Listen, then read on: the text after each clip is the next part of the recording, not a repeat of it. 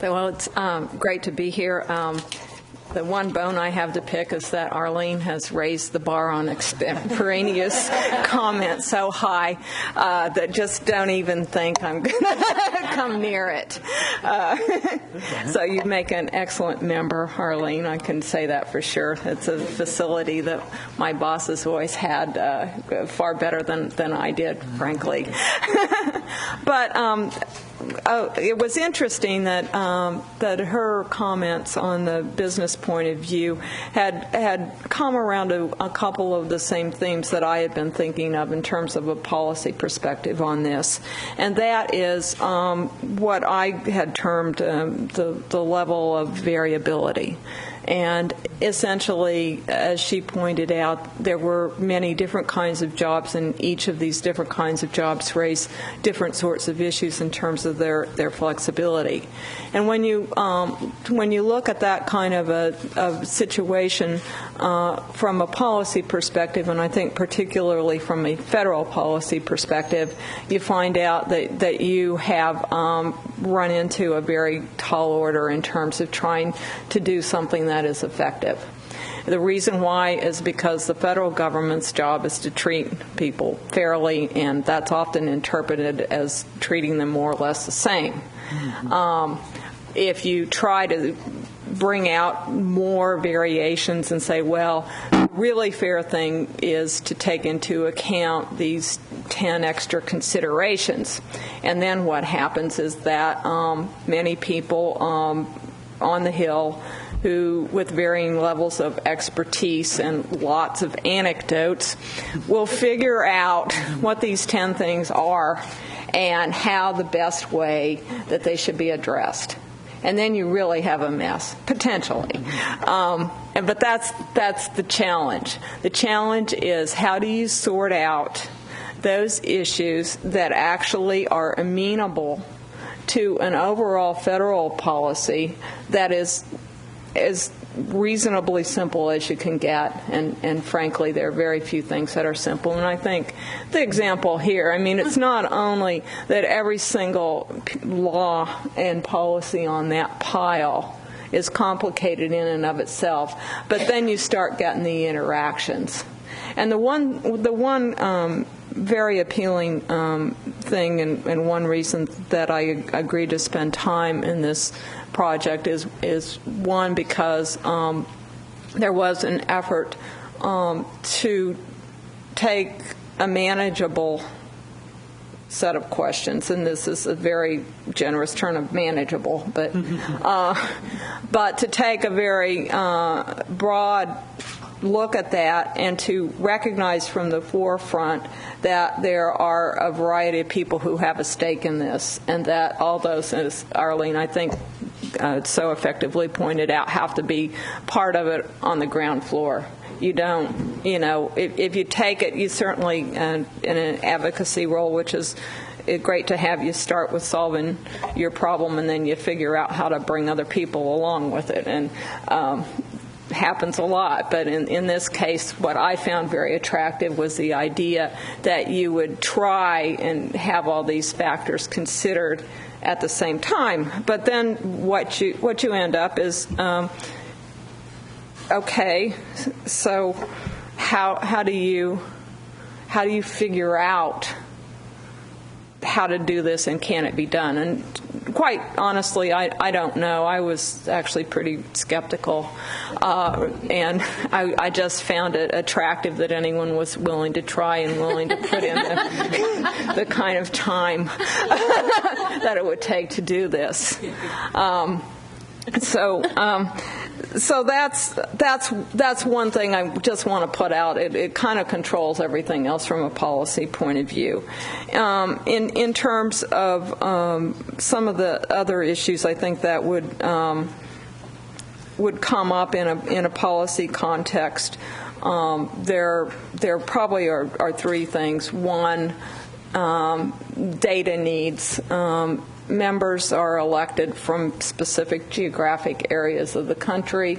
They always like to know the geographic breakdowns of things. And so speaking about wages, from a national perspective is one thing, but wage levels, depending on where you come from, it makes quite a bit of difference, whether you're in a rural area, urban area, or different states and areas of the country. So that's one aspect of research that I think shouldn't be forgotten if you want to translate things into policy. A second point is basically an issue of priorities. Members get many demands, many issues brought to their attention that are critically important. So why is this important? And why is it more important than other things? And even within the context, and what I found interesting in the presentations is that you find flexibility is kind of important, but there may be other things that are more important. So if you only have so much time and attention, why do you spend it on this? And that's a case that would very much have to be made. Or you may conclude that to get to where you want to go, you've got to address some other issues first. And that's certainly an appropriate way to look at it from policy perspective as well. And then the final, the great policy debates and what attracts so many people are just simply, balancing acts and where you're coming from.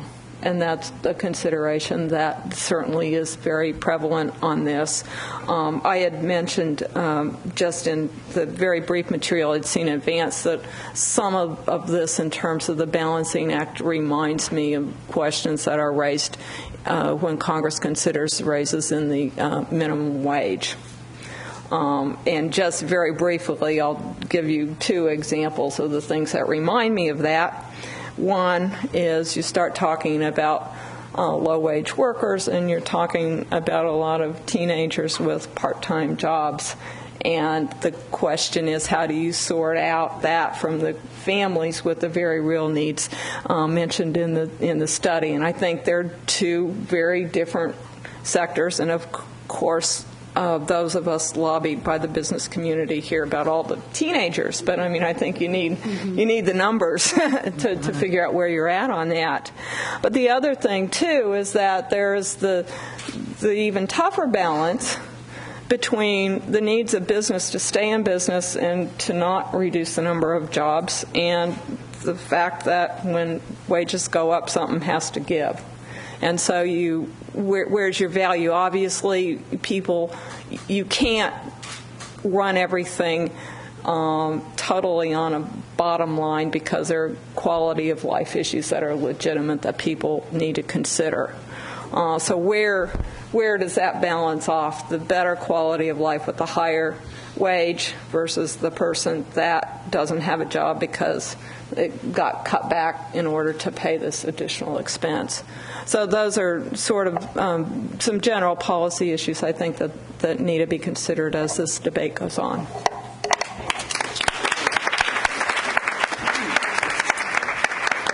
And Peter, I'm going to invite you to come up, and I'm going to put a different picture up so that, since that's so daunting, in terms of why we should care. Okay, so as you come up, I'm going to, assuming this is okay, but that's why we should care. Look. Do you know who that is, Peter? I do. I think it's yes. Those are Katie's twins, Edith and Jack. On my porch at their first Passover Seder. They were very excited. Okay. And now we'll just have this, because that's the city sales study that from Jennifer Swanberg. So, because we don't want to have Jack and Edith up all the time, right? Okay. Thank you.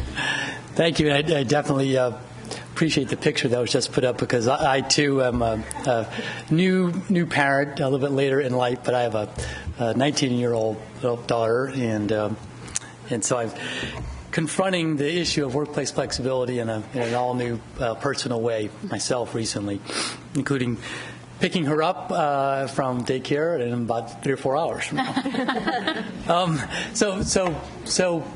But I'm responding both as a new parent as well as somebody who worked on Capitol Hill on a range of issues, mostly on the healthcare issue over a 20-year or so period.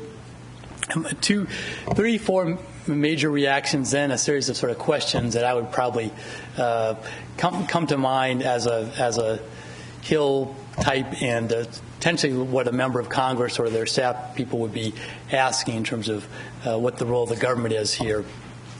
First, generally, is, boy, this is really important, in terms of the reaction to what the presenters, the case they made. And boy, is this really complicated. This is really, really complicated. And so, what is the realistic about what government could get done to be part of the solution here? After all, there are a lot of problems out there in society, and in terms of ranking priorities, there's that question always is obvious. And then the second one is, boy, because of how complicated it is, this same basic point that Susan made, which is the federal government in particular, government in general, isn't always the best at flexibility itself.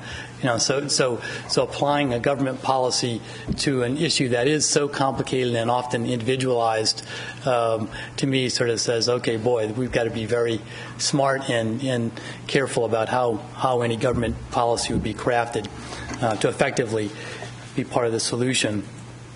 Some general sort of policy, political questions that I would have after being a typical member of Congress or staff person after hearing these issues. First, what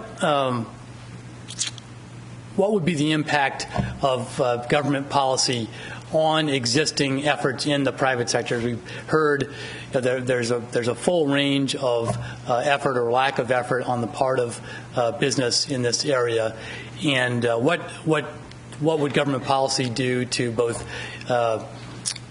keep the good guys from keep them doing what they're doing and help them do what they're doing, and reward their work in this area, and not create disincentives. And then the second piece of that is, what you talked about, the two categories of employers' attitudes. One is that they view workers as cost to be contained, and others, I would say, these are valuable resources that we need to invest in. And so, both a research data question I would have is, what do we know about whether employers fall into those categories because of a lack of information, a lack of technical assistance, or just is it a mindset, or is it just a straight sense about how they, the environment that they're in, or the type of industry that they're doing business in? Because if government in this area could be raising the bar in terms of the overall amount of flexible work arrangements provided by providing incentives and providing education and technical assistance, that might be a preferable way to go. But if that wouldn't have much of an impact, then okay, what does that mean in terms of other probably more difficult to achieve policy options?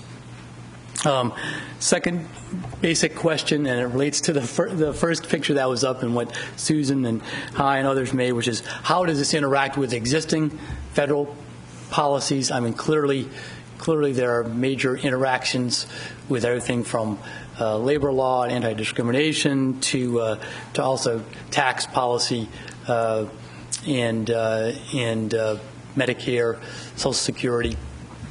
That's a big general question area that I would have. And the next one, maybe even more important, which is there's a competition for the attention of Congress. Next year, we come in with a new administration. We know that there's been a lot of talk about dealing with health care. Where does flexible work arrangements and paid time off, or the full range of options here fall into that mix, and how would a new Congress prioritize this? Also, it raised the question for me, and I'm sorry I'm sort of free-floating here, but the interaction with healthcare reform, which is how much of this, if we had a universal healthcare system, if universal healthcare coverage was out there, how much would this impact flexible work arrangements?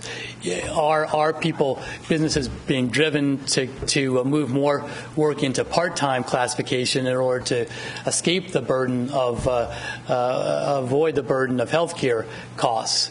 And so if you put that, if you took out that from the equation, what bite of the problem would you what bite out of this problem would you have taken? And it also raised the question for me of what do we know about the co-occurrence of, for low-wage workers in particular, of, okay, for the 30% or more that have some access to flexible work arrangements and time off, are those also those workers that have some access to health insurance or other benefits? What do we know about that? Are there trade-offs that are being made, or is it generally the good lower the hourly wage jobs are ones that have the panoply of benefits, including workplace flexibility, or is it a trade-off that you might have this, but you don't have the other paid benefits? I'd like to know a lot more about that if it's known, because I think that would have, again, the synergistic effects, the interactive effects are extremely important here. And then clearly, anything these days, you can be asking basic questions about what's the impact on the budget. What are the interactions potentially with the solvency of Social Security and Medicare? Are there things that could be argued would have a positive impact, say, on Social Security or Medicare solvency because of by improving increasing the number of people in the workforce or staying in the workforce longer? Again, we didn't talk much about this in this presentation, but one clear aspect is this whole issue of people who are approaching retirement and want to stay in the workforce. That's more of an issue with the I guess, salary workers, but I imagine it's not completely. It's not a complete non-issue with the hourly workers as well. So those are just some of the things that popped out of my head. Thank you.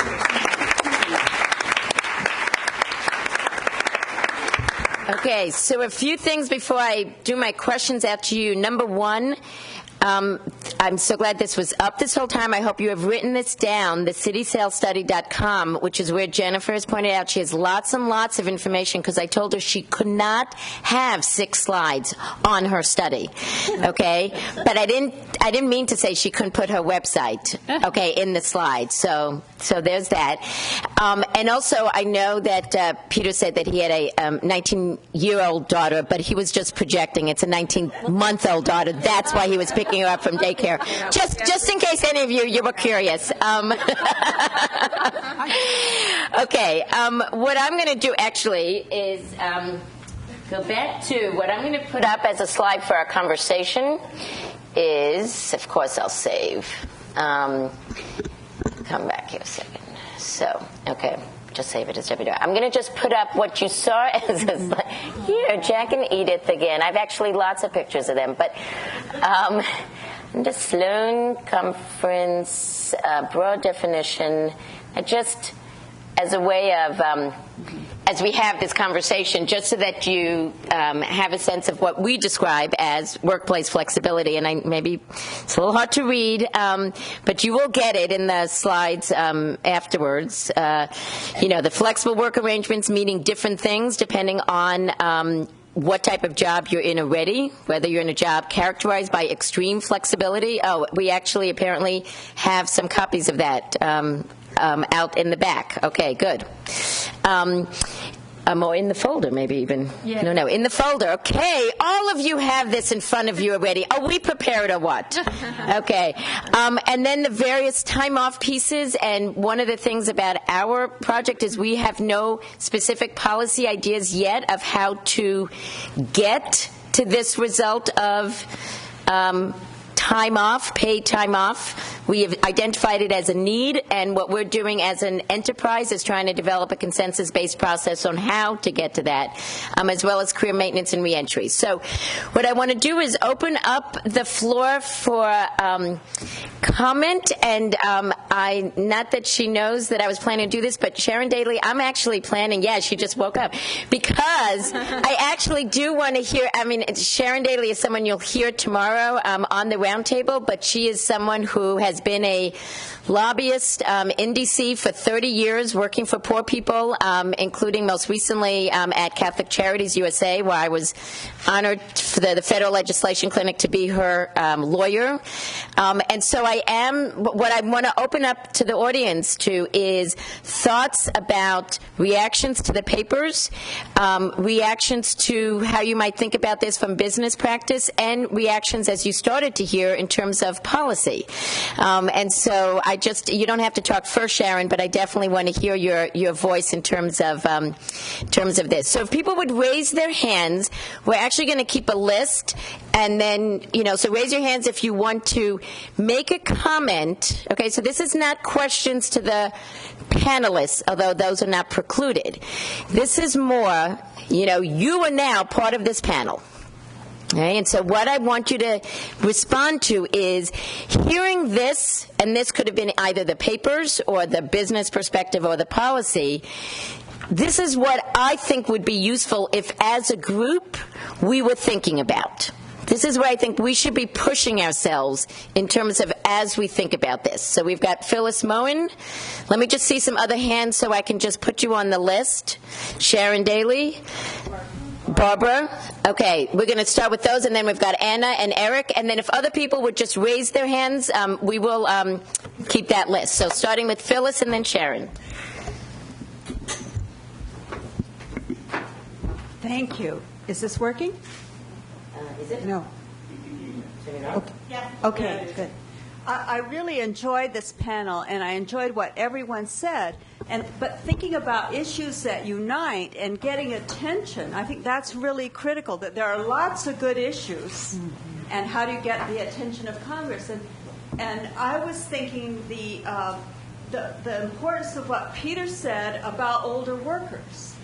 When I was at the National Science Foundation, the social sciences would get things that were designed to go to the physicists. They would pass something saying everybody should have money to have a center, and they were thinking chemists and engineers, but we would get one too.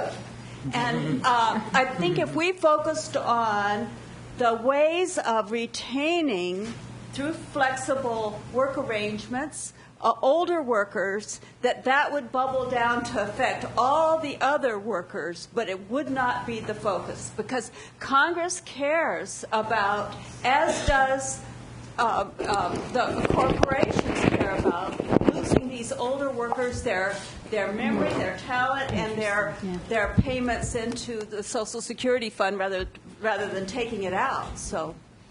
Great. I've got Sharon Daly and then Barbara Galt. And then after we've got a bunch, I'm going to let the panelists sort of also add in comments, et cetera. So Sharon Daly and then Barbara Galt. And Heidi, do you want to be on the list?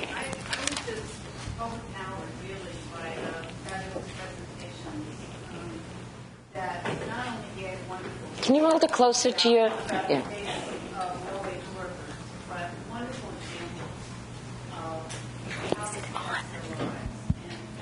Can't hear you. Check to make sure it's on. It's not on? It's not the on. mic isn't on? Yeah. Is that on now? Now it is. Excellent. Okay. I'll start over again. I think Jennifer and Susan's Jennifer and Maureen's presentations just blew me away. The data and the descriptions of how these factors affect people's lives. And as somebody who's focused primarily on the problems of low-income people for 40 years or so, I found that so compelling and so interesting. And I think that's what's been missing in the discussions I've seen and heard about workplace flexibility. Sort of how does this really affect the people who do not have the power in the workplace or the economic power to make other choices? what I think both presenters touched on, but needs more attention, is the broader interest of society, not just the interest of those particular workers and families, but the broader interest of society that necessitates changes in the way we deal with these issues in the workplace. Not because it's good for Katie and her twins, but because it's good for everyone that Katie's twins grow up to be as smart and productive and healthy as possible. And I think focusing on that common good issue is just absolutely critical. In fact, in order to get to where Susan and Peter are talking about, how do you persuade people on Capitol Hill that this is important? Important? Is it more important than the minimum wage? Is it more important than other Fair Labor Standards issues? You're going to have to not just talk about how this is good for individuals or think about it in terms of individual rights, but why is this good for all of society? And I think what Arlene said about the business case is very important, being able to do that. But I think if we can think about what is good for our society, what do all of us have at stake, not just when we individually need paid leave or sick leave or we need to take care of an elderly person in our family, but how our whole society will flourish or not, depending on how we deal with these issues. Great. I've got Barbara and then Anna. Okay. Oh, and actually, if you could introduce yourself and say where you're from. I just realized some of us all know each other, but okay. And other people who want, just raise your hands and I'll put you on the list. Good. I'm Barbara Galt with the Institute for Women's Policy Research, and connected to that is I think that there's a real outcome for female youth, especially of color, of this lack of flexibility in the low-wage labor market. We've just done two reports on the status of girls, one in black girls in New York City and one in Minnesota. And a really interesting finding, I think, from both is that already those girls have, especially compared to boys, are balancing because they're doing so much childcare in their homes themselves and they're working more for pay. They're studying more, and that's true for every racial ethnic group. So, connected to what you were saying is, I've been involved a lot in the whole preschool debate and the push for more and more preschool. Businesses have seemed to really catch on to this idea that preschool, has really good long-term benefits for children 40 years out, and they care about that from a workforce development perspective and from just a social welfare perspective generally. But I think we could be thinking about that, the outcomes for female youth, and I don't know how much has really been done on that. At the same time, I hate having just read Ariane Higovich's report about flexibility in other countries. I kind of hate that we're always trying to make this business case and trying to, compel businesses to do all these things voluntarily. And I really wish that we could all, push for paid sick leave, mandatory paid sick leave, and other paid leave programs. I think that's just one argument that I hadn't heard yet. I've got Anna Wadia and then Eric Toda. Anna, Bill's going to be bringing you the mic. Yeah. Thanks. My name is Anna Wadia, and I'm a consultant with Helen Newborn at the Ford Foundation. And I'm going to say I think it's pretty obvious, and I know how you think about things like this too, but I always find my brain works in categories, and it's helpful sometimes, I think, to lay out the different categories as we're having a discussion. So as I was hearing the presentations, I was thinking of really three types of public policies that could help address some of the problems that were put out. One type is standards or mandates. So that would be things like paid sick days, paid family leave insurance. Another is policies that would, as Peter said, encourage more adoption of voluntary changes. So that could be tax incentives. It could, there's a whole menu, I'm sure, of policies under there. And then there's a whole set of policies that actually don't that aren't about changing the employer, but it's about creating supports in society that make it possible for people to better balance work and family. And those would be things like after school that I know you guys have worked a lot on, child care, et cetera. And also in those, when you're thinking about any of these policies, I think something that these presentations bring out, and that, of course, advocates have also worked very hard on, is thinking about how those policies affect people in different types of jobs. So, an obvious one, again, I know there's so much discussion on this, but just to put it out, with pre-K, if it's from 9 to 12, it doesn't solve the solution of people who are working full-time, and it certainly doesn't solve the solution of the people who have the 7 p.m. to 7 a.m. shift. So it's just kind of, that's just a comment to think about these different categories of public policy intervention, and to think about how they impact people at different socioeconomic levels and in different types of jobs. Great. I've got Eric Toder and then Heidi Hartman. So actually what we can do is get the mic to Eric and the mic to Heidi in preparation. But let me also just say, just because it's been referenced by some folks, and I put up this slide, which is something we created early in our existence as Workplace Flexibility 2010, noting that in terms of having a good quality of life, including being able to deal with work-life issues, obviously, workplace flexibility was just one component of this. And childcare, aftercare, pre-K, health and long-term disability insurance, living wage, full-time work, response to globalization, well, all other pieces. We, as Workplace Flexibility 2010, were doing just workplace flexibility, which was big enough in terms of trying to get to some changes. In terms of a lot of the, various other Sloan-funded grantees, I know some of you have a broader view in terms of your work-family stuff, but in terms of the policy stuff that we were looking at, that's what we were looking at.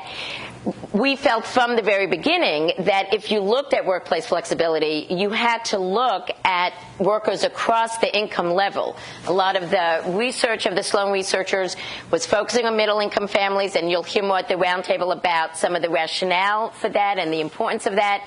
But from the beginning, when we started our project, one of the first things I said to Kathy Christensen is, okay, we're going to be doing across the income level because that's how you have to do policy. And she was absolutely, so.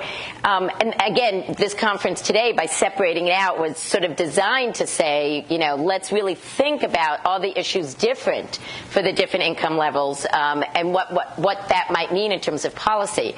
So again, in terms of even hearing, people say, and so therefore we should have paid sick leave legislation. Again, just to say from our perspective as an enterprise, Workplace Flexibility 2010, it's very clear to us there's a need for time off. It's very clear to us there's a need for that time off to be paid. What is not clear to us yet is how should it be paid? How should it be financed? There is a law there are laws that have been passed on the states that have set up mandates and have in a certain way. There is a federal bill. We are in the process of we know we want that outcome. We don't know what we think the best policy idea is. This type of conversation is part of raising some ideas. Like, how would you do it in a way that would work? So, again, we're not expecting you to come up with all the solutions right here by, before we break for lunch. But to continue having that in terms of the responses, I think will be very helpful. Okay, so Eric Toder and then Heidi Hartman. Eric. Yes, I've been working on older workers, so this is quite different. I had Nancy Motzi. And I think Kai has made actually some of the comments just now, some of the comments I was going to make. One is I think this discussion, very interesting discussion, illustrates some of the downside of what most people would call flexibility. I mean, it's not about employee flexibility, but it's about a lot of employer flexibility that exists in this market, which gives employers the right to change people's shifts or not pay them for when they get sick, or so we're really talking in some sense about legislation to restrict flexibility, or what the effects would that be.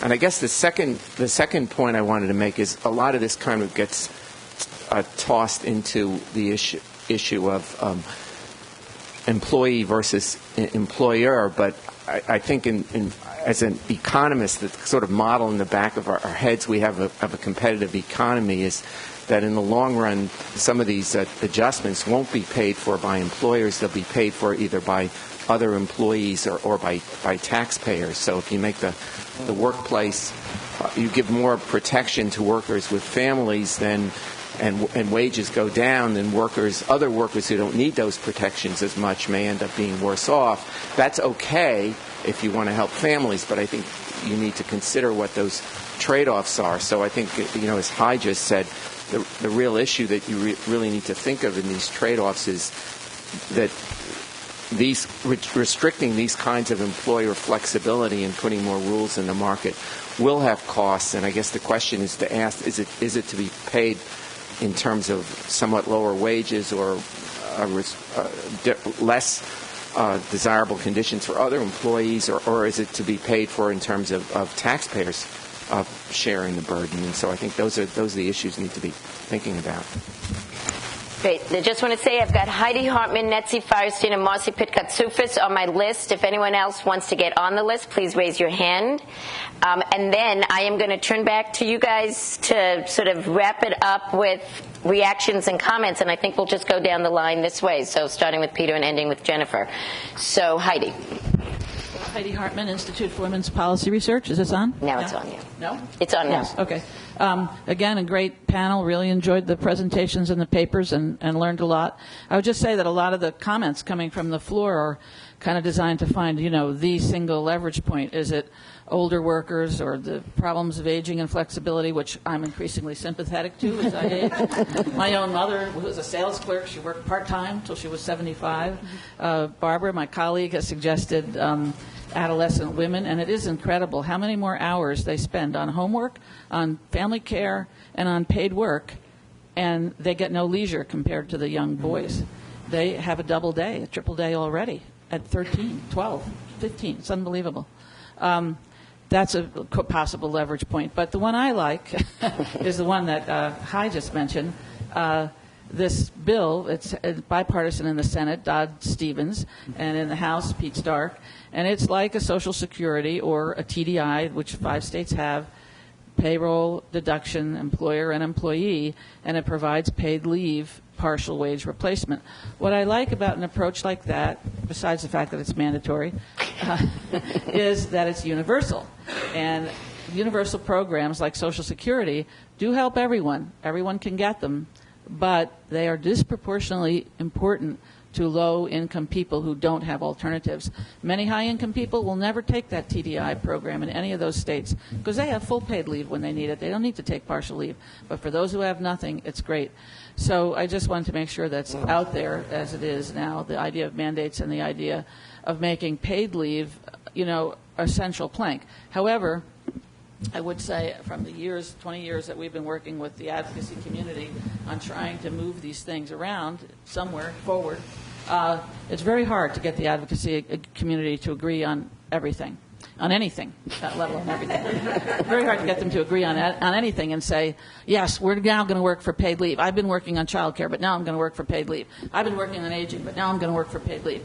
That doesn't happen, but somehow we do manage on certain issues to build the momentum to carry them forward. So whatever that next issue for this community is going to be, I don't know, but I just want to throw that one out. Thanks.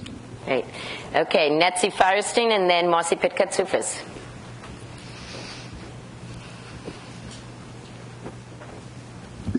Netzi Firestein, Labor Project for Working Families.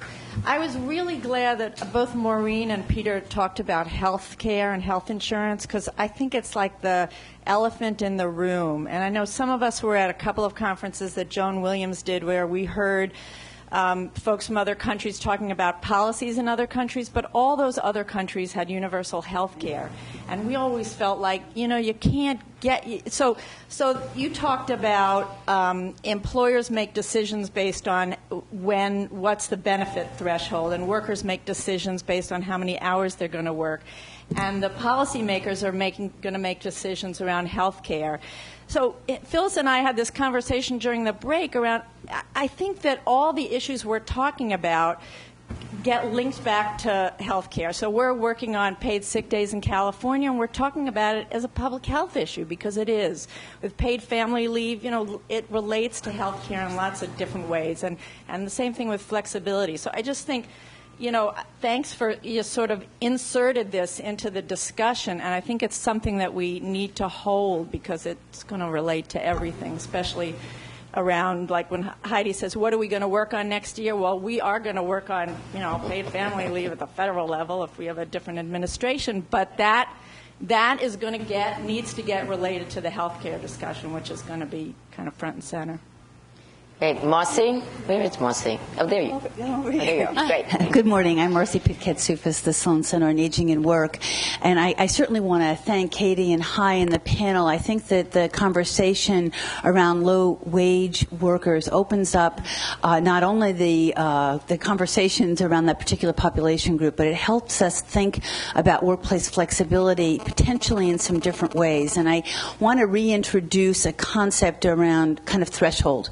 I think that there was a classic study, somebody can help me in the room, I'm sure, at the end of the 70s, early 80s, that actually collected data from federal workers around schedule flexibility. And it was a wonderful, complicated study, but I think one of the takeaway messages is that oftentimes people who need these things the most, and it certainly would include the population we're talking about today, sometimes one response is not sufficient. And I think that whether we're talking about workplace practice or policy, we need to remember when people come back and say, well, if I'm an employer or a policymaker, what's the payoff going to be? That we want to be sure we remember that sometimes individual policies and programs may not be sufficient to see the results, either at a particular point in time, because somebody needs more than one kind of flexibility in order to have an impact, or over the course of their career, that people may not just settle in on one kind of flexibility and that's it for their career. So I think that this has been a great opportunity to rethink about that. So thanks so much. Great. I've got Stephen Sweet and Lois. Okay. And I think I'm going to end it at that so that we can get a response and then go get lunch. So Stephen Sweet and then Lois Hattan. Stephen Sweet, I'm at Ithaca College. One of the things I've been looking at for the last couple of years is the transition from the old economy to the new economy. And one of the things I think is important to recognize is that wealth is being created in the new economy, but it's not being created in an equitable manner for all social classes. So, for instance, out of Walmart, which represents the world's leading private employer, the CEO of Walmart makes the equivalent of what a worker does at that company for a full year's work. The CEO makes it before the morning coffee break. And when one looks at the distribution of wealth, that there is tremendous wealth being created at the top tiers of the economy, and the bottom tiers of the economy, the bottom two-thirds of the labor force, have seen their income stagnate over the past 30, 40 years. So I'm entirely in favor of this idea of thinking about universal entitlements, things that we provide for everybody, and thinking about a new deal or a new Fair Labor Standards Act for a new economy. And the question of where does that get funded from is we think about who's really getting good returns from the new economy. My last suggestion would be that if we think about the low-wage workers, and I really like Maureen's portrayals, is we think about the typical part-time low-wage worker as being the person that is working in a McDonald's or a Burger King. What I would suggest is next time you go into a McDonald's or Burger King, look at who's behind the counter, because you'll find actually very few teenagers and lots of lower-class working women. Okay, Lois, and then to the panel. My only comment was to piggyback on... Could you just say who you are? Lois Back on Families and Work Institute, sorry. Was to piggyback on this health care issue. And I think that, you and your team are just in an incredible position and place to maybe bring in another party to the conversation. And I think that's the health care insurance companies. Because I think that we, have lofty ideas when we think about universal health care and some kind of, system that's going to, cross across and be offered through our government. But right now, with where we're at and some of these issues that the panel brought up on benefit and waiting periods, those are all totally driven by money. What a company can pay or can't pay, how an insurance company assesses the people who work for a company, the absenteeism, the turnover rates, and all the state data that they get. So I just think that the healthcare insurance companies need to be part of the conversation because I think it is the needle for the lower wage worker, for the mature worker, and for the part-time workers. Great. All right, well, I think it's quite appropriate that we're starting then with Peter Reinecke in terms of responses, just because you may not know, but he's like one of the leading people on healthcare in this city. But also just to point out in terms of the difference between, let's say, Workplace Flexibility 2010's vision or mandate versus what we're talking about here in the conference, which should be broader, you notice that health insurance was outside of our little red circle. And that's not because Katie and I did not realize how important it is in terms of the issue, especially for part-time workers. But when we did our, latest grant proposal, with our metrics, and we said, if we try to do health insurance, forget, I have to hire another 6 people, and there's enough going on in terms of what we at Workplace Flexibility 2010 is trying to do. However, we are very clear that even in the stuff that we're trying to do, we have to be reaching out to the people who are doing the health insurance. It's not that it's not part of our overall strategic plan. It's just a question about whether it's in-house or out-of-house in terms of the connection. So I'm going to just go down the panel, and if you would just give whatever reactions from this conversation and other things that you want to send people out to lunch with in terms of ideas. So starting with Peter. Let's see a couple of reactions. One is that I view this from the practical legislative perspective, which is that anything that you're going to do in terms of change in federal policy is something that will require 60 votes in the United States Senate. Right? That is particularly if we have a Democratic president next time around and a Democratic House and Senate, that will become sort of even more apparent that the key to getting major policy change in any area is getting it to be such that 60 members of the United States Senate will vote to support it.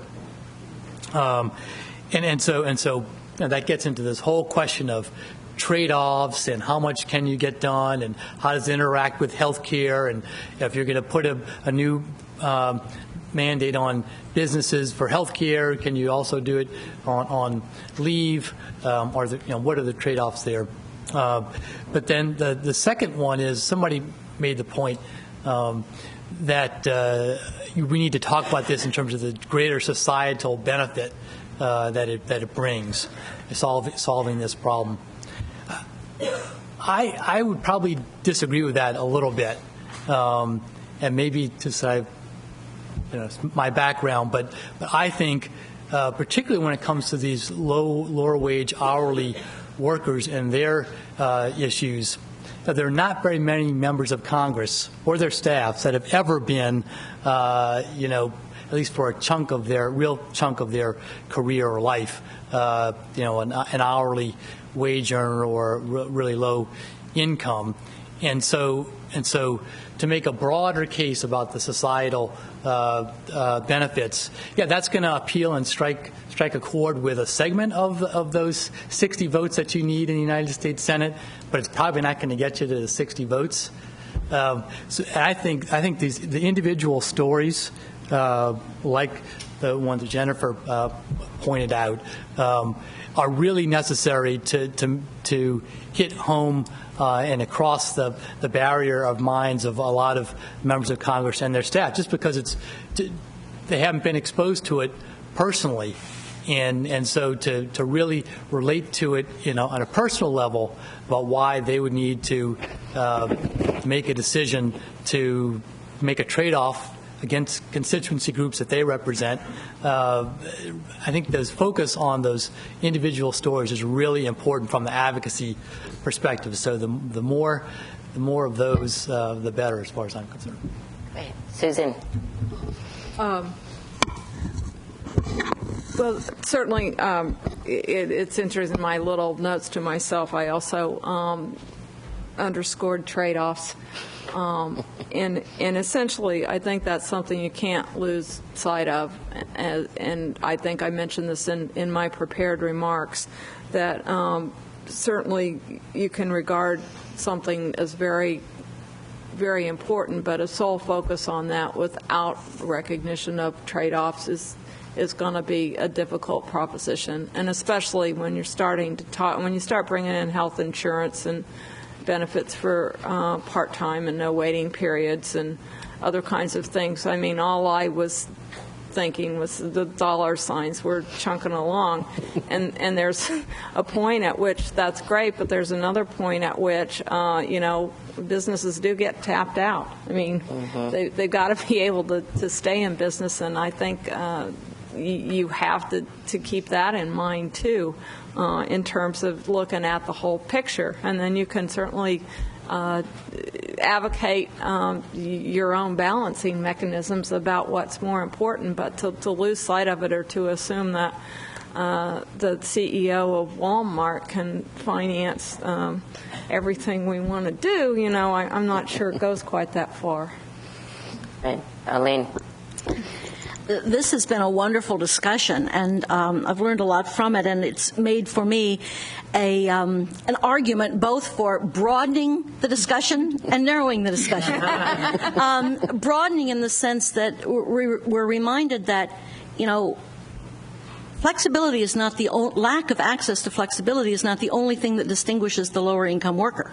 They're more likely to be minority. They're more likely to be single mothers. They're more like a lot of things. And so we're talking about a whole sociology and demographics of which flexibility is an entry point or a doorway or a facilitator, but that we won't solve it simply by talking about flexibility or control, because we're talking about social structure and economic structure. And then I was really intrigued by our hard work in the last few minutes in trying to find motivation. The title of our conference is Working for Change. And it reminds us that, some change happens, but a lot of change you have to work for. And it reminds us of Psych 101. You change because you have to and someone makes you, but that change doesn't stick. Or you change because you really think it's important and it's in your self-interest. And that change sticks.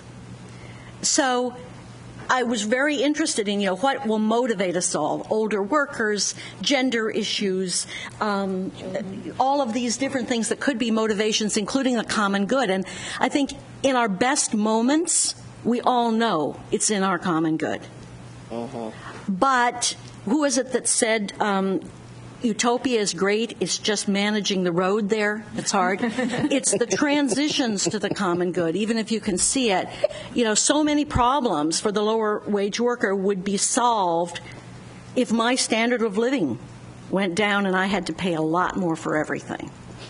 But that's part of the transition and the trade-off we're talking about. So managing that transition and seeing this in this very large context, I think that where I'm coming out as of this moment, and want to learn more this afternoon, but I'm coming out thinking that it's very valuable to work from different motivations at this point, to move from what motivates us and stay in touch, and believe that the dots will connect. I just have to say something about public policy and weigh in on this. This is my stake in the ground, and I'm sure we'll be continuing on this. I love the suggestion that there would be 3 categories, and I would agree with 2 of them, add a third and strike 1. I think the standards mandates is so important. Right now, any employer of lower income workers who gives vacation is at a disadvantage relative to their competition. Until everyone has to do it, you're cutting off your competitiveness to offer significantly more than others do. So time off would be so valuable to have mandated, even if it started very small, and it would probably have to. The notion of supports in society, and particularly health care, it's been eloquently stated, so I won't restate it at length, except to say that child care and health care, if they were better in society, it would take so much load off the employer, because right now the employer is expected to provide this in most cases. Although I guess in the case of child care, that's one place where lower income people may have a slight edge in having access to some government programs. Tax incentives, I'd like us to, or encouraging voluntary change, that hasn't worked very well in anything that's tried. And I'd like to remind us that you don't have to incent people to do things they believe are important. If business thought, or I'll just narrow it, if an employer thinks that a particular lower income worker is essential, they will do anything. So it's about finding the meaning and the importance. And you can't incent change that people don't think is important. It won't last. But there is something else. So two yes, strike one. Fourth is get out of the way. Do not try. Policy, I do not think, can enter into the supervisory employee-employer relationship, because each business, that's what businesses can be very good at, is managing that, if they have the ability to do it in the interests of the employee and the employer with appropriate parameters and protections for society. What was the category that you said? That get out of the way. I just didn't hear it. Okay. You look at labor law. Look at the things that prevent employers from, for example, compressed work week is very hard to do with current labor law. Maureen. Oh my gosh. I'm very glad I'm not a policymaker. Just a few comments. I think we need to keep continuing to have the voice of low-wage workers, real low-wage workers, sitting and having these discussions with us, because I think that I've been surprised many times by how much they like work, how important work is, how it leads to all sorts of good things, just like for anybody who works, and to mix that with the struggles. And so we can sort of, if we're talking about give and take, some of that can happen in those discussions with them. So I think that really needs to keep happening. I think the healthcare issue, there's been this natural experiment in our study, because we've been following our families for 10 years, where in Massachusetts there was healthcare for everybody, then there was just healthcare for kids, then there was, it was a moving target, but because we had data on our families all of this time, we could sort of see if they ended up having healthcare, did they pull out of work more hours, and they do. The moms do when they're in the first year, only in the first year of life, of their baby's life, but also that they do it if their baby's covered. They don't care if they're covered, which is a huge worry in our data, that a lot of them would do it as long as their baby was covered. They would pull out of hours and they would not be covered, which was a problem.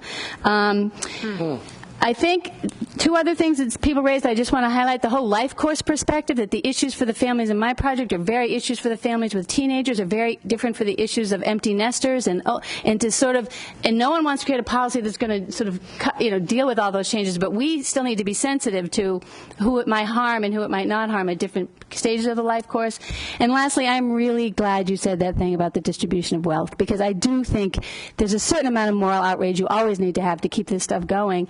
And that is just unconscionable to me, that we can have this distribution, and it's getting worse. And so, as much as my husband is a businessman, and he will constantly, but if you're making 500% more than your employees, there's got to be some moral guide there that says maybe we could give some of that up, or think about a better way to do it. And I do know a lot of companies struggle, and I do think there's a big difference between small companies, 50 less employees, versus the big conglomerates like Walmart, and that has to be part of the discussion as well. Thank you.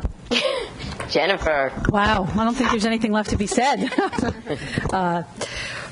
Well, I want to go back to what Maureen was saying about we can't forget the voice of the low-wage worker. 1 in 3, depending on how you cut the data, 1 in 3 workers in the United States make low wages. Or if you cut the data, 1 in 4. That's a lot. These are the people who are keeping these companies going. And I think this is a complex set of issues that if we want to improve the quality of life of low-wage workers, there has to be a kind of a multiple strategy. So as you're moving forward on the public policy agenda, that's great, but you still got the working families who are struggling on a day-to-day. So I think it takes kind of a multiple approaches with different stakeholders at the federal level, at the state level. You can't forget about making the business case for companies. They want to do the right thing, but they want to know what the return on their investment is, and there is one. You just have to show it, and that's the importance of data. And I also think it's important to focus to get the community leaders involved. In Kentucky, we're focusing on quality employment, quality jobs as an economic development issue. That if we don't have workers who can do the job and do it well, we're not going to have any businesses within Kentucky or anywhere in the United States. So I just think it's a multiple pronged strategy that has to look at different constituent groups on multiple levels. Well, multiple-pronged strategy sounds like exactly what we're about. And I hope that when you see in your folder, we didn't give you too much in your folders, but we did give you a one-pager on the National Sloan Initiative Workplace Flexibility that is trying in its way to do multiple prongs. It is 12:25. You have an hour and 5 minutes for lunch. I'm sorry that it's not an hour and a half, but that hopefully will be enough. There are boxed lunches downstairs. You can take the boxed lunch. We have arranged for you a lovely day. Thank you very much. You can sit outside. You can come up here and be on the balconies. Please try to meet someone you haven't met before over lunch, and we will see you here at 1:30. Thank you.